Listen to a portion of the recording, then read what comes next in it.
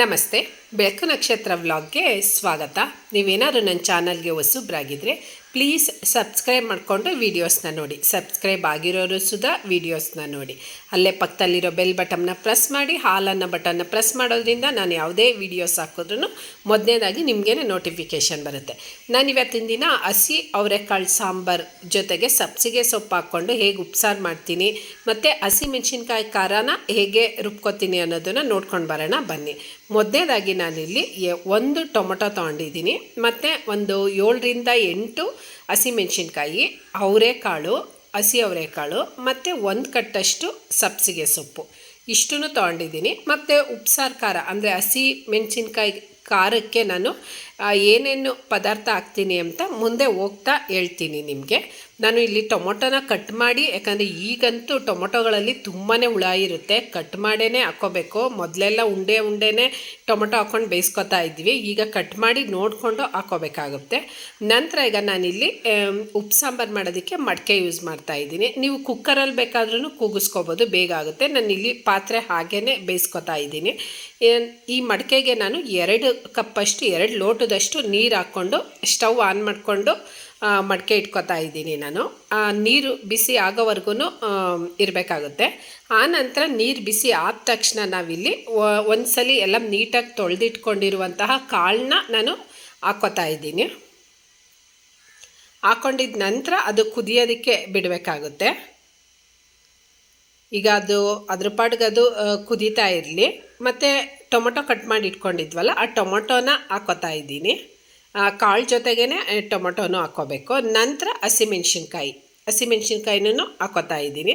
ಮೊದಲೆಲ್ಲ ಫಸ್ಟು ಈ ಅಂದರೆ ತೆಂಗಿನ ಮರದ್ದು ಕಡ್ಡಿ ಇರುತ್ತಲ್ಲ, ಅದನ್ನು ತೊಗೊಂಡು ಅದ್ರಲ್ಲಿ ಪೋಣಿಸ್ಬಿಟ್ಟು ಹಾಕ್ತಾಯಿದ್ರು, ಸಲೀಸಾಗಿ ಎತ್ಕೋಬೋದು ಅಂತ. ಈಗ ಎಲ್ಲೂ ಸಿಗ್ತಾನೂ ಇಲ್ಲ ಈಗ. ನಂತರ ಈಗ ನಾನು ರುಚಿಗೆ ತಕ್ಕಷ್ಟು ಉಪ್ಪು ಹಾಕ್ಕೊಂಡು ಎಲ್ಲ ನೀಟಾಗಿ ಬೇಯೋವರೆಗೂ ಕಾಯಬೇಕಾಗುತ್ತೆ. ಆನಂತರ ಈಗ ನಾನಿಲ್ಲಿ ಸ್ವಲ್ಪ ಕಾಳು ಸಮೇತನೇ ನಾನು ಟೊಮೊಟೊನ ಎತ್ತಿಟ್ಕೊತಾ ಇದ್ದೀನಿ. ಆಲ್ಮೋಸ್ಟ್ ಬೆಂದಿದೆ ಈಗ ಕಾಳೆಲ್ಲ, ಹಾಗಾಗಿ. ನಂತರ ಹಸಿಮೆಣ್ಸಿನ್ಕಾಯಿನೂ ಎತ್ತಿಟ್ಕೊತಾ ಇದ್ದೀನಿ. ಎಲ್ಲ ಫುಲ್ಲು ಎತ್ತಿಟ್ಕೋಬೇಕಾಗುತ್ತೆ. ಅದ್ರ ಜೊತೆ ಸ್ವಲ್ಪ ಕಾಳುಗಳೂ ಬೇಕೇ ಬೇಕು ಒಟ್ಟಿನಲ್ಲಿ. ಆನಂತರ ನಾನಿಲ್ಲಿ ಈಗ ಹಸಿಮೆಣ್ಸಿನ್ಕಾಯಿ, ಟೊಮೊಟೊ, ಕಾಳು ಸ್ವಲ್ಪ ಎತ್ತಿಟ್ಕೊಂಡ ಮೇಲೆ ನಾನಿಲ್ಲಿ ಸೊಪ್ಪು ಆ್ಯಡ್ ಮಾಡ್ಕೊತಾ ಇದ್ದೀನಿ. ಸಬ್ಸಿಗೆ ಸೊಪ್ಪು ಹಾಕ್ಕೊಂಡು ಒಂದು 2-3 ನಿಮಿಷಗಳ ಕಾಲ ಕುದಿಸ್ಕೊಂಡ್ರೆ ಸಾಕಾಗುತ್ತೆ, ಜಾಸ್ತಿ ಕುದಿಸೋ ಅವಶ್ಯಕತೆ ಇಲ್ಲ. ಆನಂತರ ಈಗ ನಾನಿಲ್ಲಿ ಉಪ್ಸಾರು ಖಾರಕ್ಕೆ, ಹಸಿಮೆಣ್ಸಿನ್ಕಾಯಿ ಖಾರಕ್ಕೆ ರೆಡಿ ಮಾಡ್ಕೊಂಡಿದ್ದೀನಿ ಸಾಮಗ್ರಿಗಳನ್ನ. ಇಲ್ಲಿ ಟೊಮೊಟೊ ಮತ್ತು ಹಸಿಮೆಣ್ಸಿನ್ಕಾಯಿನ ಸಪ್ರೇಟ್ ಮಾಡ್ಕೊಂಡಿದ್ದೀನಿ. ಈ ಟೊಮೊಟೊ ಇಟ್ಕೊಂಡಿದ್ನಲ್ಲ, ಅದಕ್ಕೆ ಒಂದು ಸ್ವಲ್ಪ ಅವರೆಕಾಳನ್ನ ಬೇಯಿಸಿಟ್ಕೊಂಡಿದ್ವಲ್ಲ, ಅವರೆಕಾಳನ್ನ ಆ್ಯಡ್ ಮಾಡಿ ಇಟ್ಕೊಂಡಿದ್ದೀನಿ. ಅದು ಸಪ್ರೇಟು ಇರಲಿ. ಆನಂತರ ಈಗ ಹಸಿಮೆಣ್ಸಿನ್ಕಾಯಿ ಖಾರಕ್ಕೆ ಇಷ್ಟು ಸಾಮಗ್ರಿಗಳು ಬೇಕಾಗುತ್ತೆ. ಈಗ ಬೇಯಿಸಿಟ್ಕೊಂಡಿದ್ವಲ್ಲ ಹಸಿಮೆಣ್ಸಿನ್ಕಾಯಿ, ಅದು ಇಟ್ಕೊಂಡಿದ್ದೀನಿ. ನಂತರ ಬೆಳ್ಳುಳ್ಳಿ ತೊಗೊಂಡಿದ್ದೀನಿ, ಒಂದು 2ರಿಂದ 3 ಆದರೆ ಸಾಕಾಗುತ್ತೆ. ನಂತರ 1 ಸ್ಪೂನಷ್ಟು ಜೀರಿಗೆ, 1 ಸ್ಪೂನಷ್ಟು ಮೆಣಸು ತೊಗೊಂಡಿದ್ದೀನಿ. ಆನಂತರ ಹುಣಸೆಹಣ್ಣು, ಆನಂತರ ಕೊತ್ತಂಬರಿ ಸೊಪ್ಪು. ಇಷ್ಟು ಪದಾರ್ಥ ಬೇಕೇ ಬೇಕು, ಯಾವುದೇ ಸ್ಕಿಪ್ ಮಾಡೋ ಅವಶ್ಯಕತೆ, ಅಂದರೆ ಸ್ಕಿಪ್ ಮಾಡಿದ್ರೂ ಅಷ್ಟು ಟೇಸ್ಟು ಚೆನ್ನಾಗಿರೋದಿಲ್ಲ. ನಂತರ ಈಗ ರುಚಿಗೆ ತಕ್ಕಷ್ಟು ಉಪ್ಪನ್ನು ಇಟ್ಕೊಂಡಿದ್ದೀನಿ. ಈಗ ಸಣ್ಣ ಜಾರ್ ತೊಗೊಂಡು ಆ ಜಾರ್ಗೆಲ್ಲ ಒಂದೊಂದಾಗಿ ಸಾಮಗ್ರಿಗಳನ್ನ ಹಾಕ್ಕೋತಾ ಇದ್ದೀನಿ. ನೀವು ಒಳಕಲ್ಲಿದ್ರಂತೂ ರುಬ್ಕೊಂಡ್ರೆ ತುಂಬಾ ಟೇಸ್ಟ್ ಅಂತ ಅನ್ಬೋದು, ಇಷ್ಟು ಚೆನ್ನಾಗಿರುತ್ತೆ. ಖಾರ ಈ ಮಟನ್ ಸಾಂಬಾರೆಲ್ಲ ಮಾಡಿದಾಗ ಹೇಗೆ ಹೊರಗಡೆ ಸ್ಮೆಲ್ ಬರುತ್ತೆ, ಆ ರೀತಿ ಸ್ಮೆಲ್ ಬರುತ್ತೆ ಅಂತ ಅನ್ಬೋದು ಉಪ್ಸಾರು ಖಾರ ರುಬ್ತಾ ಇದ್ದರೆ. ಅಷ್ಟು ಚೆನ್ನಾಗಿರುತ್ತೆ. ಈ ಹಸಿಮೆಣ್ಸಿನ್ಕಾಯಿ ಖಾರ ರುಬ್ಬಿ ಇಟ್ಕೊಂಡ್ರೆ ಈ ಹಸಿ ಅವರೆಕಾಳು ಸಾಂಬಾರು ಮತ್ತು ಹೀರೆಕಾಯಿ ಉಪ್ಪು ಸಾಂಬಾರು ಅದಕ್ಕೆಲ್ಲ ತುಂಬಾ ಟೇಸ್ಟ್ ಚೆನ್ನಾಗಿರುತ್ತೆ. ಗ್ಯಾಸ್ಟ್ರಿಕ್ ಇರೋರು ಸ್ವಲ್ಪ ಅವಾಯ್ಡ್ ಮಾಡಬೇಕಾಗುತ್ತೆ. ಇನ್ನೇನಿಲ್ಲ, ಟೇಸ್ಟ್ ಅಂತೂ ತುಂಬಾ ಚೆನ್ನಾಗಿರುತ್ತೆ ಅಂತ ಅನ್ಬೋದು. ನಂತರ ಒಂದು ಸ್ವಲ್ಪ ಕೊತ್ತಂಬರಿ ಸೊಪ್ಪು ಹಾಕ್ಕೋತಾ ಇದ್ದೀನಿ, ಇನ್ನೊಂದು ಸ್ವಲ್ಪ ಹಾಗೆ ಸೈಡಲ್ಲಿ ಇಟ್ಕೊಂಡಿದ್ದೀನಿ. ಆನಂತರ ಉಪ್ಪು ಸಾಂಬಾರು ಇತ್ತಲ್ಲ, ಆ ಸಾರನ್ನ ಸ್ವಲ್ಪ ಹಾಕ್ಕೋತಾ ಇದ್ದೀನಿ. ನಾನಿಲ್ಲಿ ನೀರು ಆ್ಯಡ್ ಮಾಡ್ಕೋತಾ ಇಲ್ಲ, ಆ ಸಾರನ್ನೇ ಹಾಕ್ಕೊಂಡು ರುಬ್ಬಿ ಇಟ್ಕೊಂಡಿದ್ದೀನಿ ನೋಡಿ.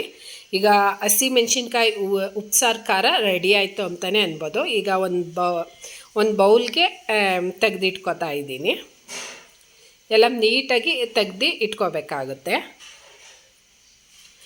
ಹಸಿಮೆಣ್ಸಿನ್ಕಾಯಿ ಖಾರ ಆಗಲಿ ಅಥವಾ ಒಣಮೆಣ್ಸಿನ್ಕಾಯಿ ಖಾರ ಆಗಲಿ ತುಂಬಾ ಈಸಿ ಮಾಡಿ ಇಟ್ಕೊಳ್ಳೋದು. ಆದರೆ ಫ್ರೆಶ್ಶಾಗಿ ಮಾಡಿ ಸಾಂಬಾರಿಗೆ ಊಟ ಮಾಡಿದ್ರೆ ತುಂಬಾ ಚೆನ್ನಾಗಿರುತ್ತೆ ಅಂತ ಅನ್ಬೋದು.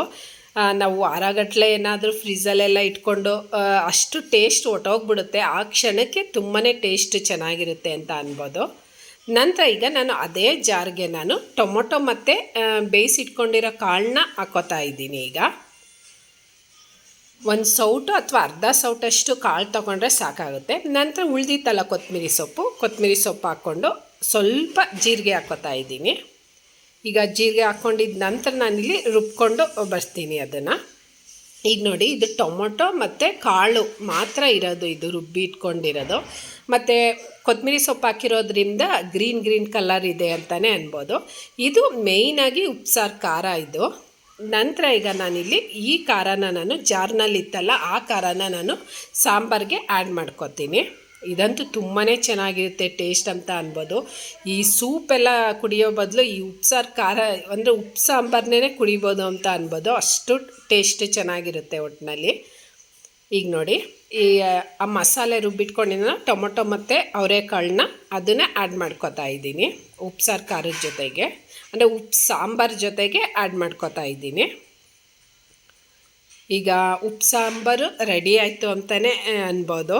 ಈಗ ಸೊಪ್ಪು ಕಾಳು ಎಲ್ಲ ನೀಟಾಗಿ ಹೊಂದ್ಕೊಂಡಂಗೆ ಬೆಂದಿದೆ. ಈಗ ನಾವೇನಾದ್ರು ಜಾಸ್ತಿ ಕಾಳೆಲ್ಲ ಹಾಕ್ಕೊಂಡ್ರೆ ಒಗ್ಗರಣೆನೂ ಮಾಡ್ಕೊಬೋದು, ಸಪ್ರೇಟ್ ತೆಗೆದ್ಬಿಟ್ಟು. ನಾನೀಗ ಸ್ವಲ್ಪ ಒನ್ ಟೈಮ್ಗೆ ಒಂದಿಬ್ರಿಗೆ ಆಗೋ ಹಾಗೆ ಮಾಡ್ಕೊಂಡಿದ್ದೀನಿ. ಇದ್ರ ಜೊತೆ ಕಾಂಬಿನೇಷನ್ ಮುದ್ದೆ ಬೇಕೇ ಬೇಕು.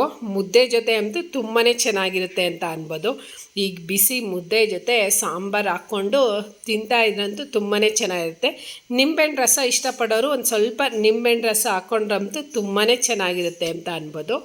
ಅಷ್ಟು ಟೇಸ್ಟ್ ಚೆನ್ನಾಗಿರುತ್ತೆ. ಈಗ ಅವರೆಕಾಳು ಸೀಸನ್ ಬರ್ತಾ ಇದೆ. ಇನ್ನೇನಿದ್ರೂ ಈ ಬೇಳೆ ಮರ್ತೇ ಹೋಗುತ್ತೆ, ಅಂದರೆ ಬೇಳೆ ಯೂಸ್ ಮಾಡೋದಕ್ಕೇ ಬೇಜಾರಾಗ್ತಾ ಇರುತ್ತೆ ಅಂತ ಅನ್ಬೋದು. ಈ ಅವರೆಕಾಳು ಸೀಸನ್ನಲ್ಲಿ ಎಲ್ಲದಕ್ಕೂ ಅವರೆಕಾಳು ಹಾಕ್ಕೊಂಡು ರೆಸಿಪಿಗಳು ಮಾಡೋದಕ್ಕೆ ಅಥವಾ ತಿನ್ನೋದಕ್ಕೆ ತುಂಬಾ ಇಷ್ಟ ಆಗುತ್ತೆ ಅಂತ ಅನ್ಬೋದು. ನೋಡಿ, ಬಿಸಿ ಬಿಸಿ ಮುದ್ದೆ ಜೊತೆ ಅವರೆಕಾಳು ಸಾಂಬಾರು ರೆಡಿ ಆಯಿತು ಅಂತಲೇ ಅನ್ಬೋದು. ನೀವು ಮನೇಲಿ ಟ್ರೈ ಮಾಡ್ತೀರಾ ಅಲ್ವಾ? ಟ್ರೈ ಮಾಡಿಬಿಟ್ಟು ಹೇಗಿತ್ತು ಅಂತ ಕಮೆಂಟ್ ಬಾಕ್ಸಲ್ಲಿ ತಿಳಿಸಿ. ಮತ್ತು ನಿಮ್ಮ ಕಡೆ ಯಾವ ರೀತಿ ಮಾಡ್ತೀರಾ ಅನ್ನೋದನ್ನು ತಿಳಿಸಿ. ಮತ್ತು ನೀವೇನಾದರೂ ನನ್ನ ಚಾನಲ್ಗೆ ಹೊಸಬ್ರಾಗಿದ್ದರೆ ಪ್ಲೀಸ್ ಸಬ್ಸ್ಕ್ರೈಬ್ ಮಾಡಿಕೊಂಡು ವೀಡಿಯೋಸ್ನ ನೋಡಿ. ಸಬ್ಸ್ಕ್ರೈಬ್ ಆಗಿರೋರು ಸುಧಾ ವೀಡಿಯೋಸ್ನ ನೋಡಿ. ಮತ್ತು ನಿಮ್ಮ ಸಪೋರ್ಟ್ ಯಾವಾಗಲೂ ಹೀಗೆ ಇರಲಿ. ಮತ್ತು ಅಲ್ಲೇ ಪಕ್ಕದಲ್ಲಿರೋ ಬೆಲ್ ಬಟನ್ನ ಪ್ರೆಸ್ ಮಾಡಿ, ಹಾಲನ್ನು ಬಟನ್ನ ಪ್ರೆಸ್ ಮಾಡೋದ್ರಿಂದ ನಾನು ಯಾವುದೇ ವೀಡಿಯೋಸ್ ಹಾಕಿದ್ರೂ ಮೊದಲನೇದಾಗಿ ನಿಮಗೇ ನೋಟಿಫಿಕೇಷನ್ ಬರುತ್ತೆ. Thank you.